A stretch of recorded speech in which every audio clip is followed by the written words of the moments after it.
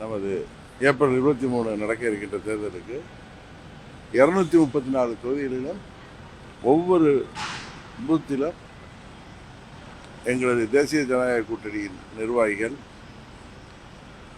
தொண்டர்கள் எப்படி செயல்பட வேண்டும் என்பதை பற்றிய ஒரு கலந்துரையாடல்.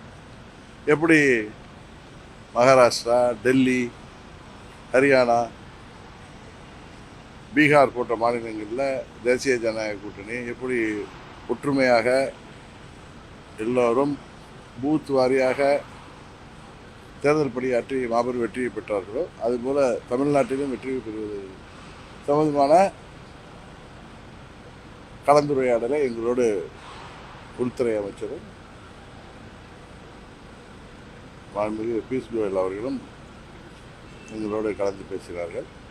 ஏன்னா நான் போன வாரமே அவர் சந்திக்க என்னை அழைத்திருந்தார். அவருடைய வேலைப்பளு காரணமாக தள்ளி போய் நேற்று வர சொல்லி நேற்று இரவும் அவர் கடுமையான பணி நெருக்கடியால் இன்றைக்கு மார்னிங்கில் போய் பார்த்து வந்தேன். நாங்கள் தான் உங்களை ஊடகத்தை பார்த்து சொல்லி சொன்னேன். தொகுதி பங்கீடு எல்லாம் இங்கே சென்னையில் தான் எங்கள் தேசிய ஜனநாயக கூட்டணி சார்பாக நடைபெற்று இன்னும் 2-3 நாட்களில் சுமூகமாக அறிவிக்கப்படும். தொடர்ந்து வேட்பாளர் அறிவிப்பு, நாமினேஷன். கொஞ்சம் வெயிட் பண்ணுங்க. நீங்களாம் ஏதாவது போட்டுட்டு இருக்கீங்க. 6 நீங்கள், 7 நீங்கள், 8 நீங்கள், இப்போ கொஞ்சம் ஏறி வந்திருக்கீங்க. அது என்னன்னு தெரில உங்களுக்கு. அமமுகவுக்கு சீட்டு கொடுக்குறதுல தேசிய ஜனநாயக கூட்டணிக்கு ஒன்றும் எந்தவித குழப்பமும் இல்லை. ஆனால் நீங்கள் தான் ரொம்ப கருவித்தனமாக ஊடகங்கள் நடந்துருக்கு. என்ன தெரியுங்கிறத நீங்கள் தான் பார்க்க போறீங்க. எடப்பாடி பழனிசாமி அவர்கள் சென்று வந்த பின்னர் நீங்க போயிருக்கீங்க. அப்படி போயிட்டு வரதால எதுக்காக ஒருத்தர் போயிட்டு வந்துறீங்க? ஒவ்வொருத்தரா போகல. நீங்கள் முதலமைச்சர் நீங்கள் சொல்கிற மாதிரி அமைச்சர் நேரு ஏன் டார்லிங்லாம் நாங்கள் போனாலே பயப்படுறாரு. அது எதுக்குன்னு தெரியும் உங்களுக்கு.